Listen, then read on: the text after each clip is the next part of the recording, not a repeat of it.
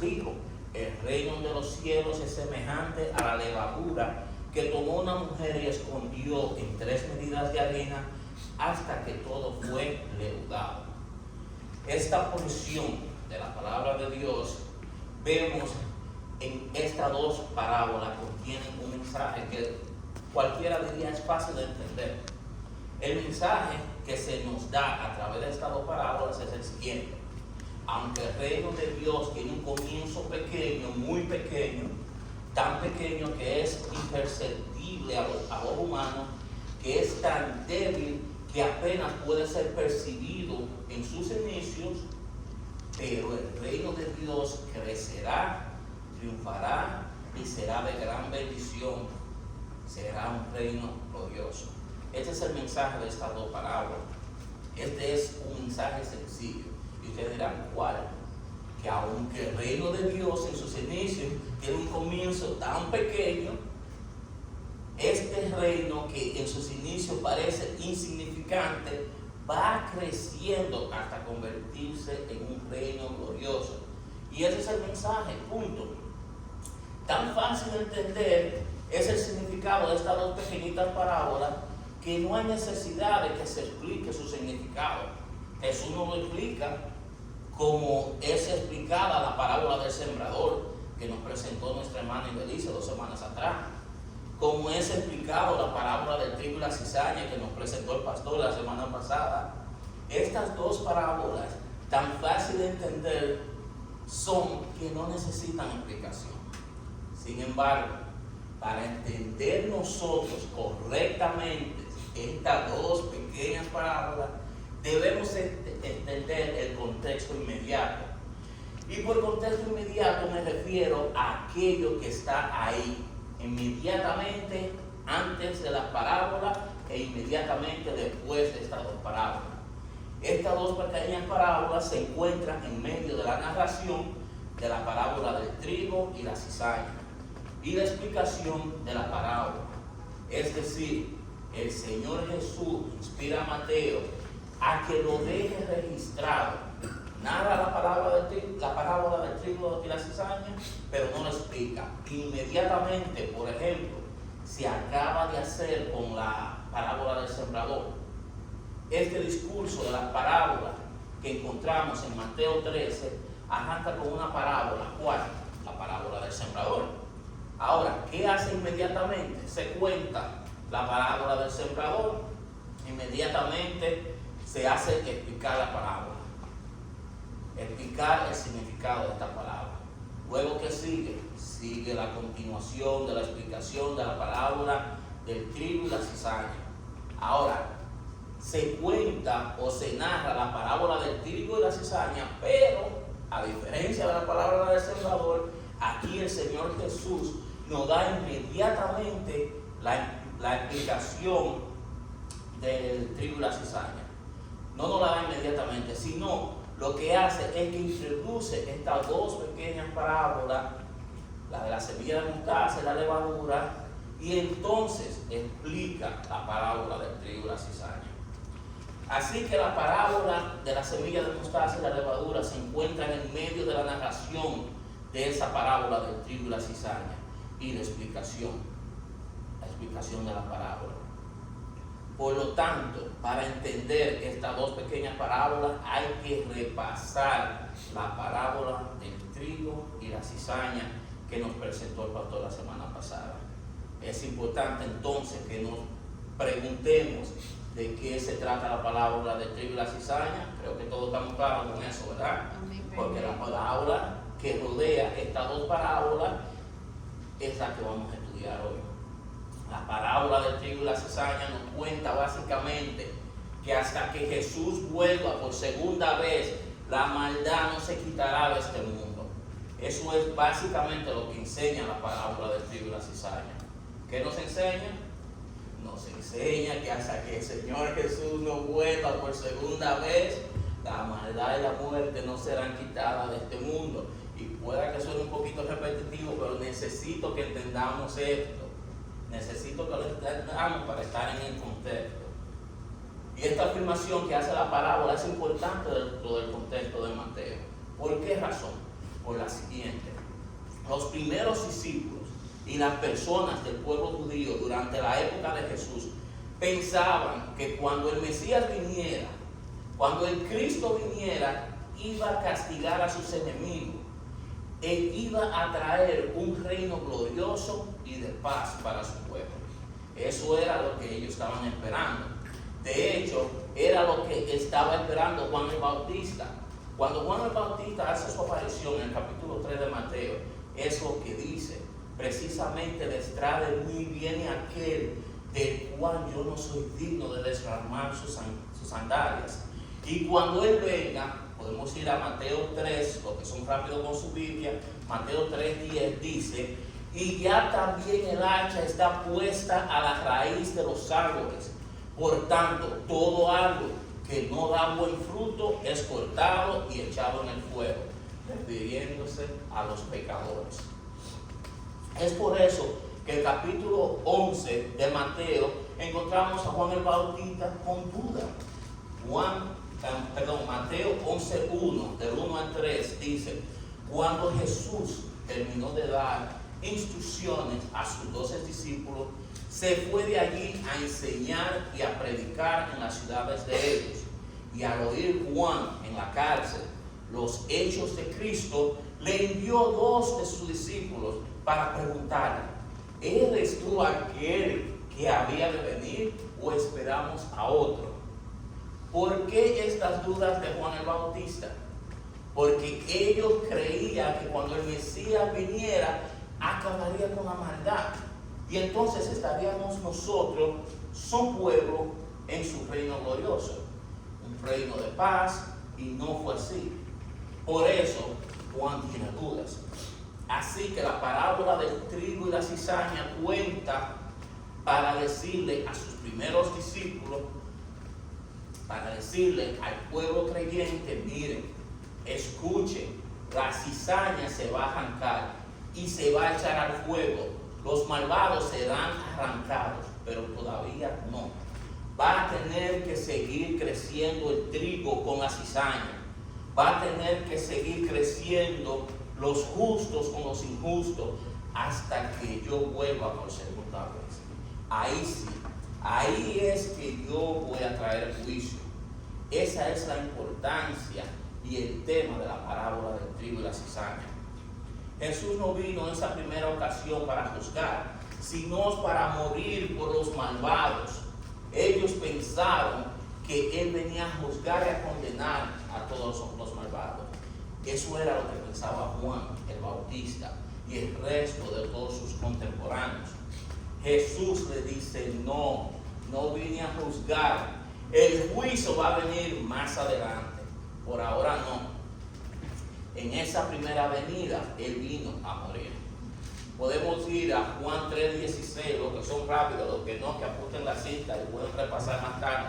Juan 3:16 nos dice: porque de tal manera amó Dios al mundo, que ha dado a su Hijo unigénito, para que todo aquel que en Él cree no se pierda, mas tenga vida eterna. ¿Por qué no envió Dios? Porque no envió Dios a su Hijo al mundo esta primera ocasión para condenar al mundo, sino para que el mundo sea salvo por medio de Él. El que en Él cree no será condenado, pero el que no cree ya ha sido condenado, porque no ha creído en el nombre del unigénito Hijo de Dios. Amén. Amén. En su primera venida vino en humillación para morir por nosotros, para salvarnos a todos los pecadores. Sin embargo, en su segunda venida, Jesús no va a venir en humillación, sino vendrá en gloria para juzgar a todos sus hombres. Hebreos 9:27 y 28 nos dice: y de la manera que está establecido para los hombres que mueran una sola vez y después de esto el juicio, así también Cristo fue ofrecido una sola vez para llevar los pecados de muchos, y aparecerá por segunda vez sin relación con el pecado para salvar a los que le esperan.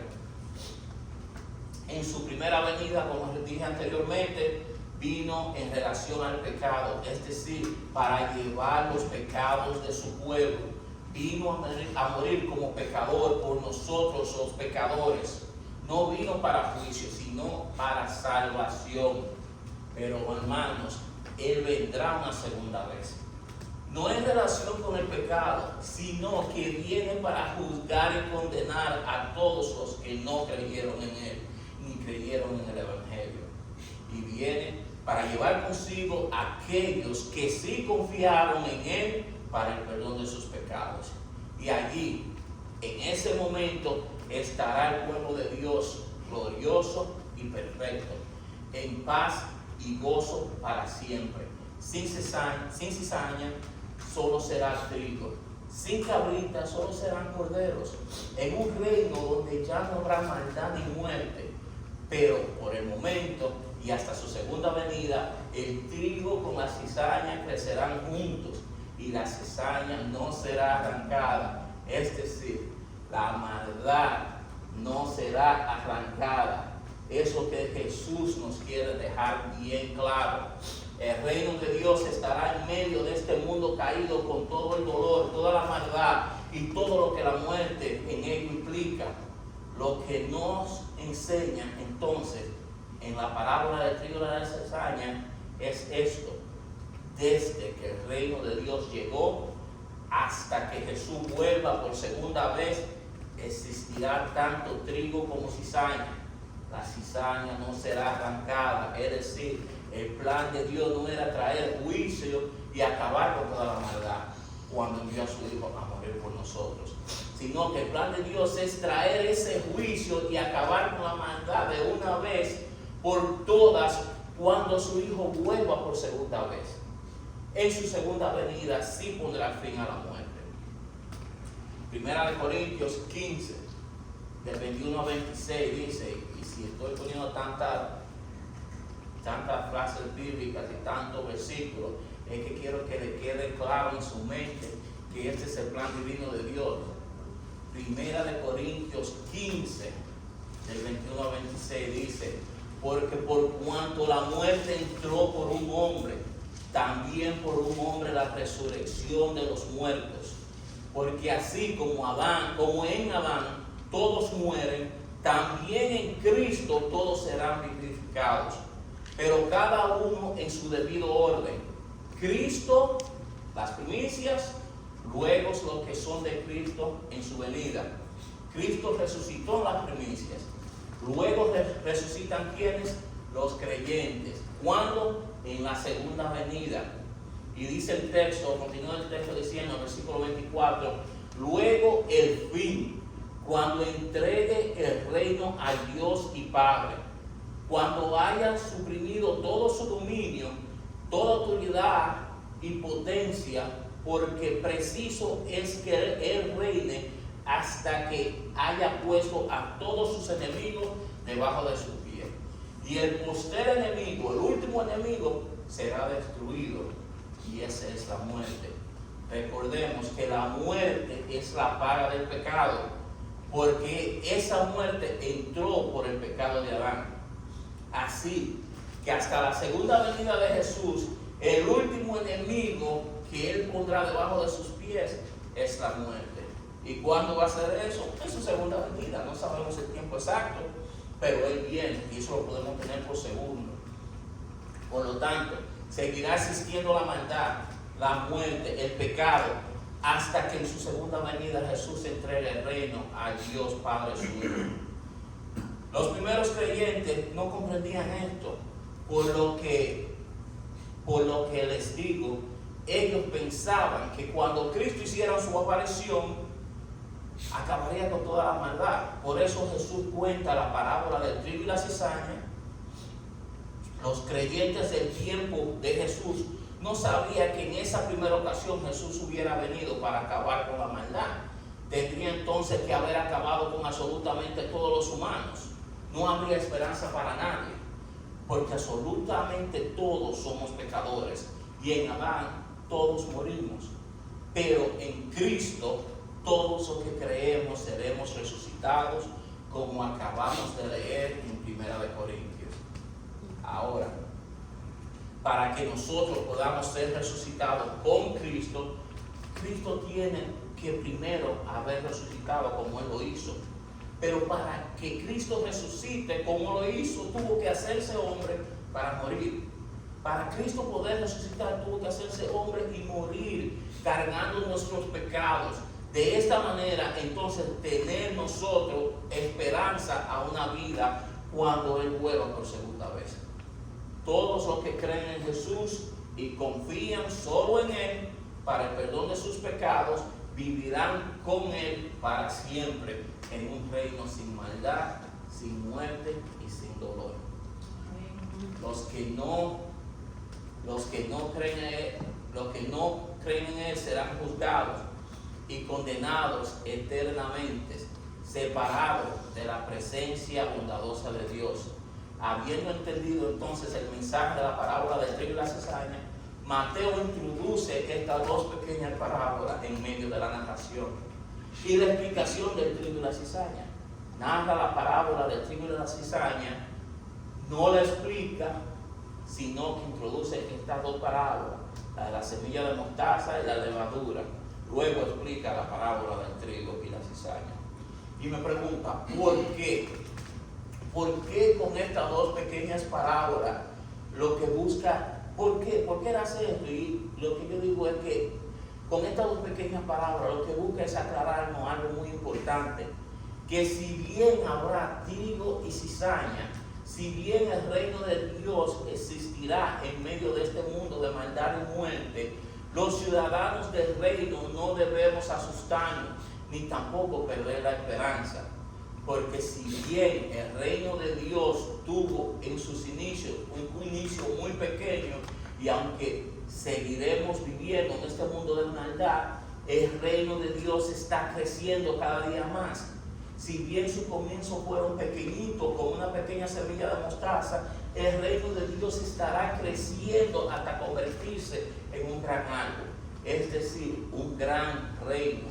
Eso nos recuerda la explicación de Daniel 4, lo que tomamos esa clase. Daniel 4 y el sueño que tuvo con Nabucodonosor.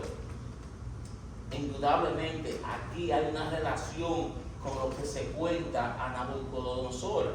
Es un gran árbol.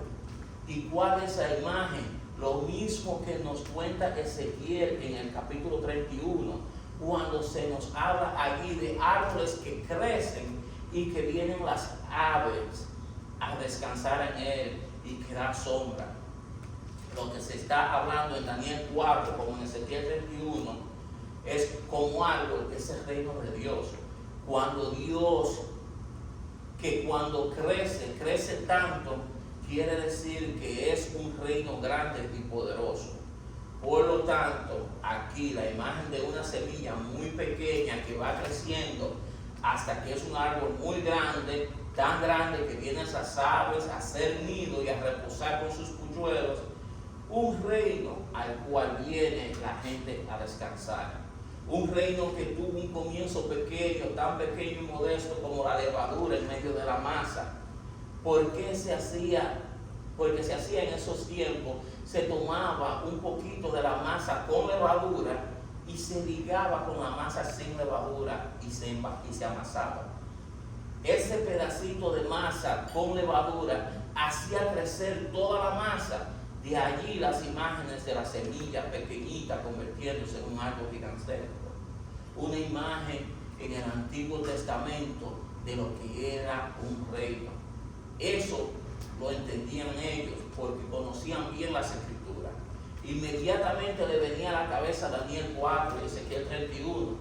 Así que si bien es un reino con unos comienzos pequeñitos, tan pequeños como el poco de levadura en medio de la masa, así como la levadura fermenta toda la masa del reino de Dios, se seguirá extendiendo hasta llegar por todo el mundo, donde no habrá casi maldad.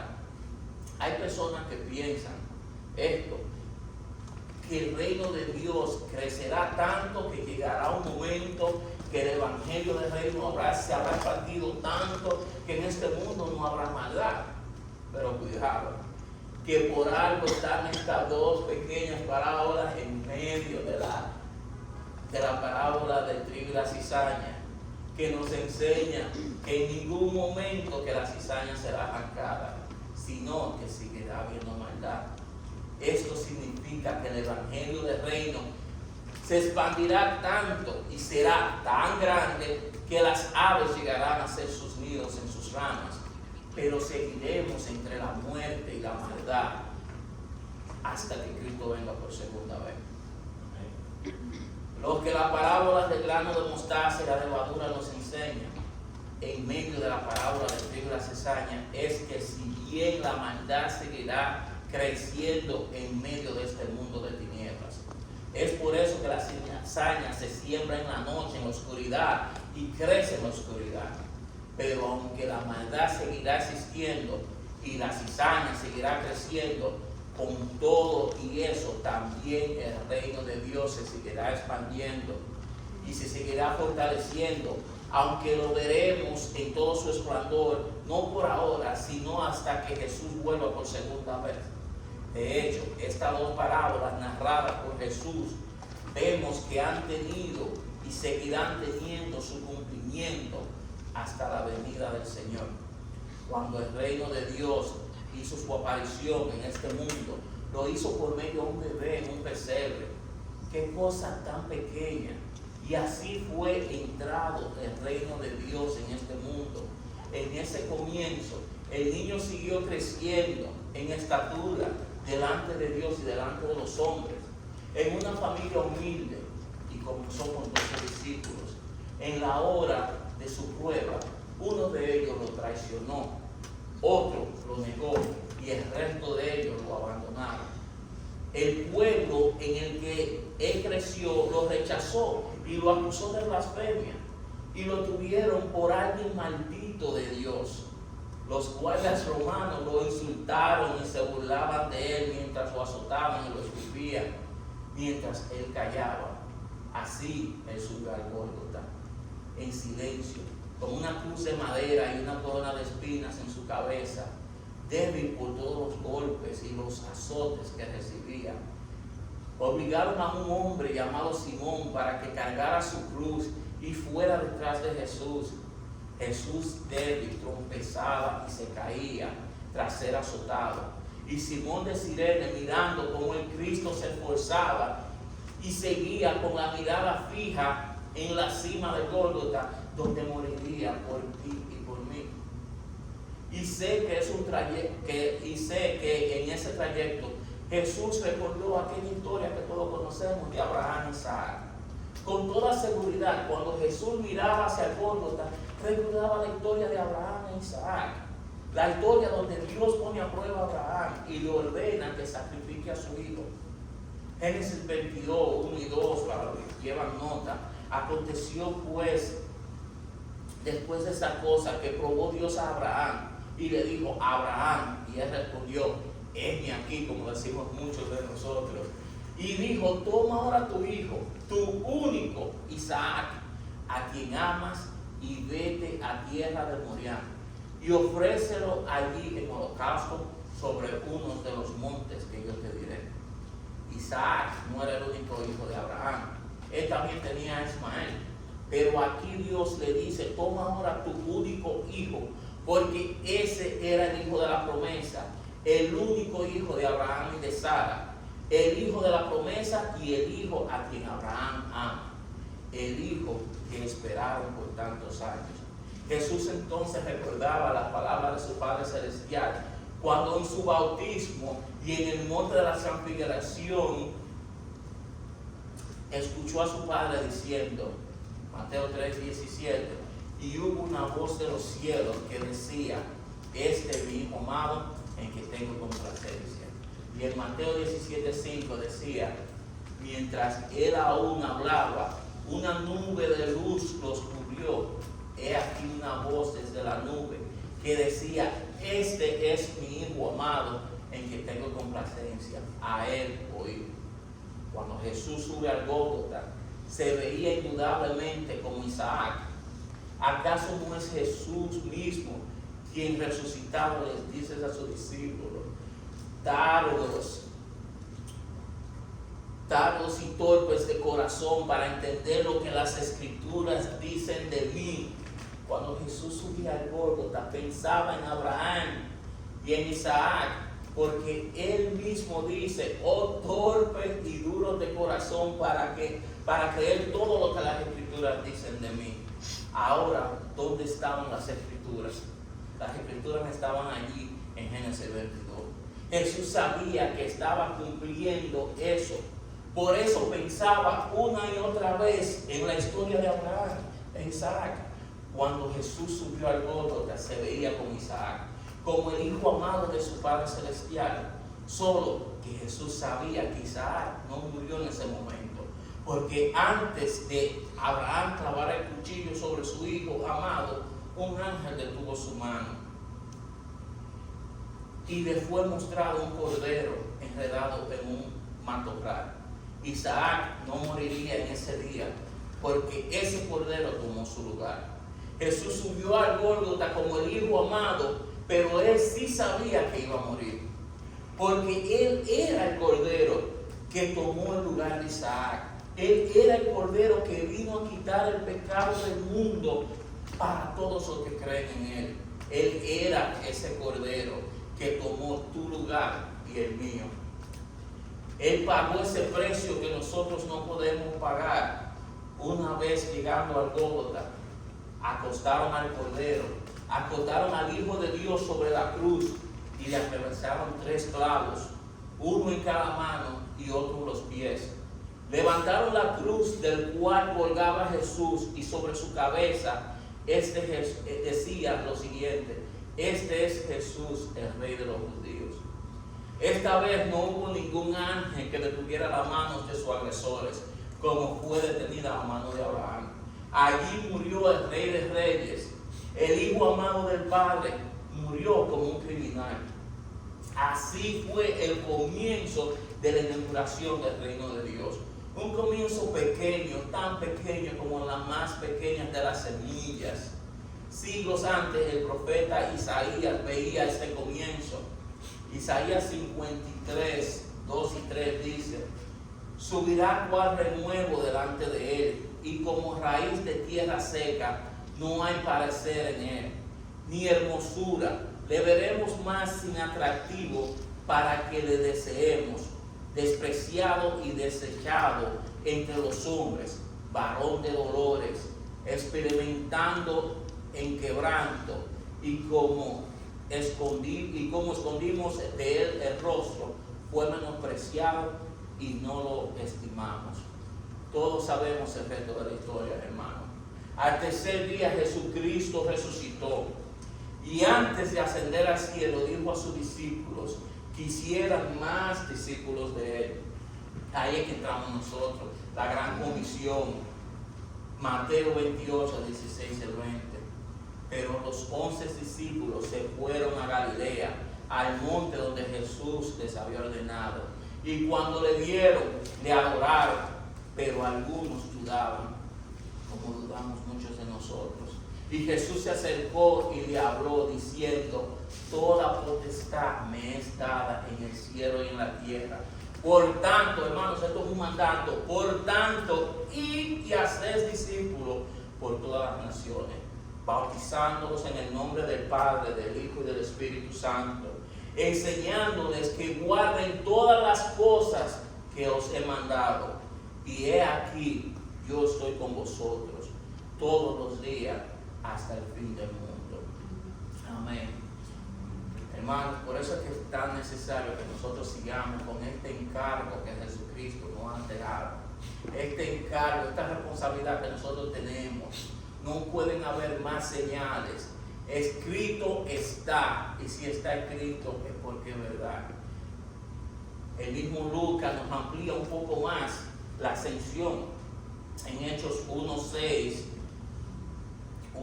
dice: entonces los que se habían reunido le preguntaron diciendo: Señor, ¿restaurarás el reino de Israel en este tiempo? ¿Ellos en qué estaban pensando? Todavía en un reino terrenal de Israel. Todavía no han comprendido bien Por eso es que Jesucristo le dice que eran torpes de corazón y no entendían las escrituras. El 7, Él les dijo: no os toca a vosotros saber los tiempos o las sazones que el Padre puso en su sola potestad, pero recibiréis poder cuando hayan venido sobre vosotros el Espíritu Santo. Y me seréis testigos en Jerusalén, en toda Judea, en Samaria y hasta lo último de la tierra. Hasta lo último de la tierra el árbol va a llegar a crecer. La pequeña semilla sigue creciendo, haciéndose un árbol, a tal punto que 2000 años después, nosotros, en un continente completamente distinto y alejado, hemos escuchado el Evangelio y hemos entrado por la gracia de Dios al reino de Dios. Esa es la levadura que crece. Esta levadura es la que crece toda la masa. ¿Quién pensó que ese bebé en un pesebre era una pequeña semilla? Esa pequeña levadura que se esconde en toda la masa nos iba a traer aquí. Esa pequeña semilla iba a crecer para dar sombra, fruto y esperanza a un mundo entero. Amados hermanos, tan insignificante como fue la inauguración del reino de Dios a los ojos de los hombres pecadores, antes de Jesús partir, dijo que este reino se iba a extender e iba a crecer a tal punto que las aves vendrían a habitar a este árbol que en su comienzo era la más pequeña de las semillas. Y ustedes y yo somos testigos de que así ha sido. La historia les da la razón. El cristianismo y el reino de Dios entra a este mundo en medio de uno de los imperios más poderosos que estaba sobre la tierra, el Imperio Romano. Y aunque el Imperio Romano y varios de sus emperadores persiguieron y asesinaron a miles de cristianos, el Imperio Romano no pudo acabar con el cristianismo. El Imperio Romano no pudo acabar con el Imperio de Dios. Todo lo contrario. 3 siglos después aproximadamente, el Imperio Romano era cristiano. Ese es el poder de Dios, hermano. Ese es el poder de lo que Él dice, de que su palabra dicha va a ser realidad en nuestro tiempo o en el venidero, pero eso lo pueden dar por seguro. Y a veces muchas personas te preguntan: ¿y quiénes son los cristianos que el Imperio Romano no pudo detener? ¿Acaso eran gente poderosa?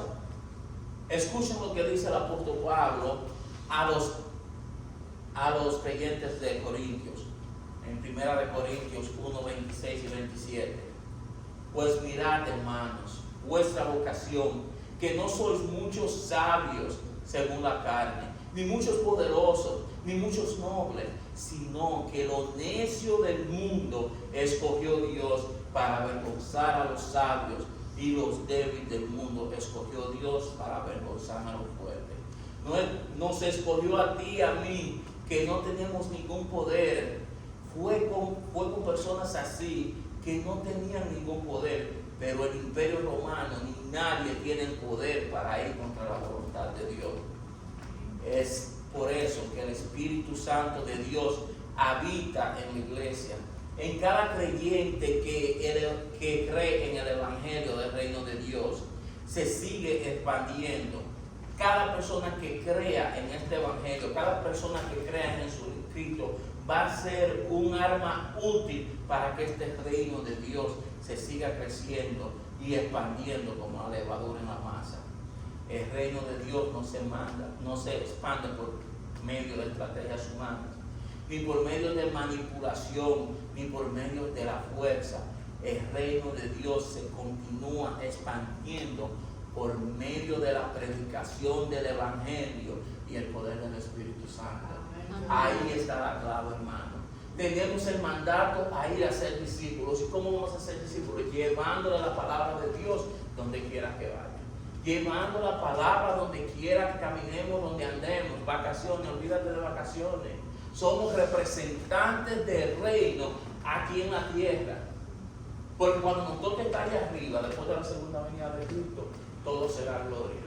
No tendremos que predicar porque no tendremos otra más en la cabeza, nada más en la cabeza que la voluntad de Dios.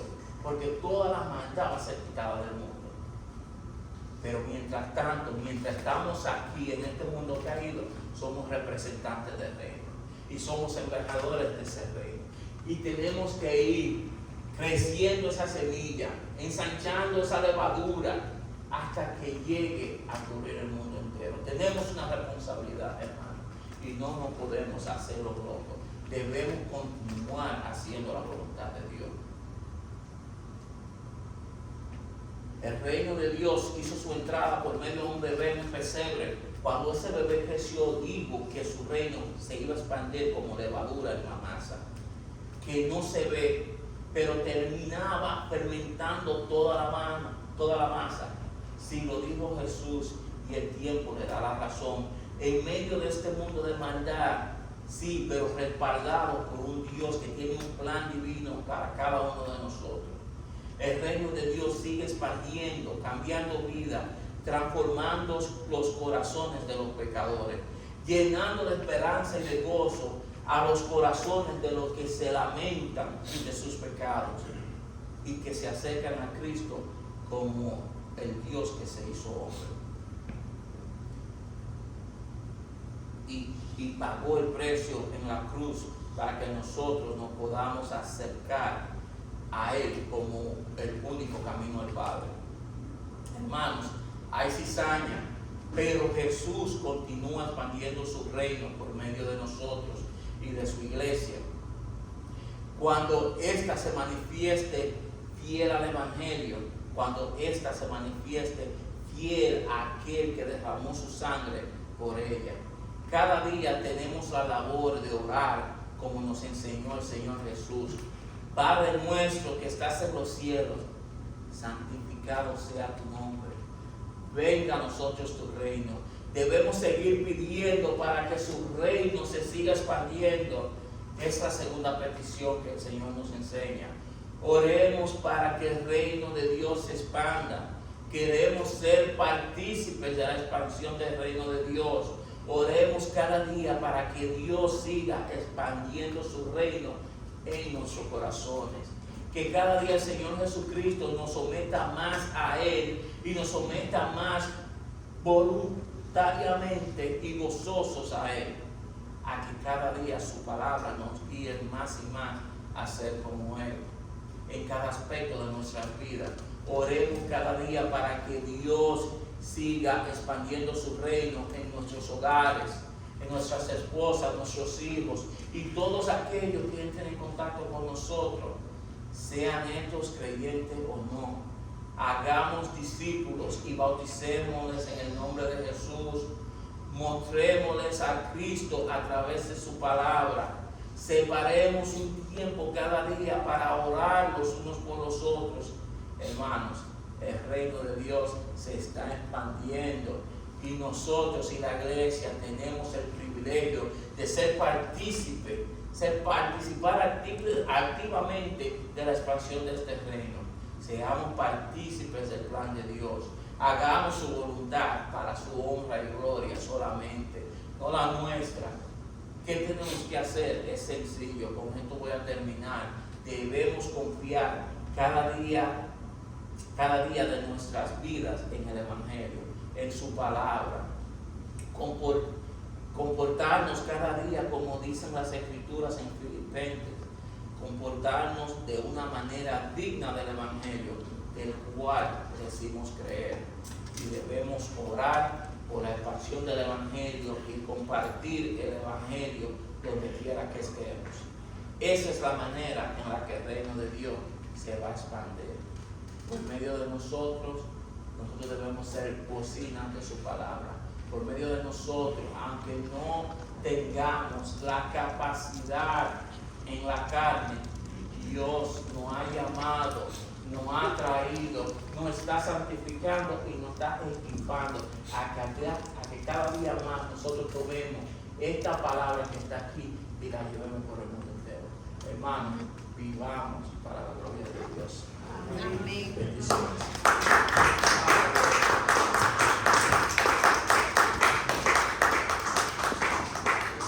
Vamos a dar gracias a Dios por esta palabra. Y como felicito a Moisés que volvió a los apuntes. Es imposible documentar solo, ¿cómo se dice?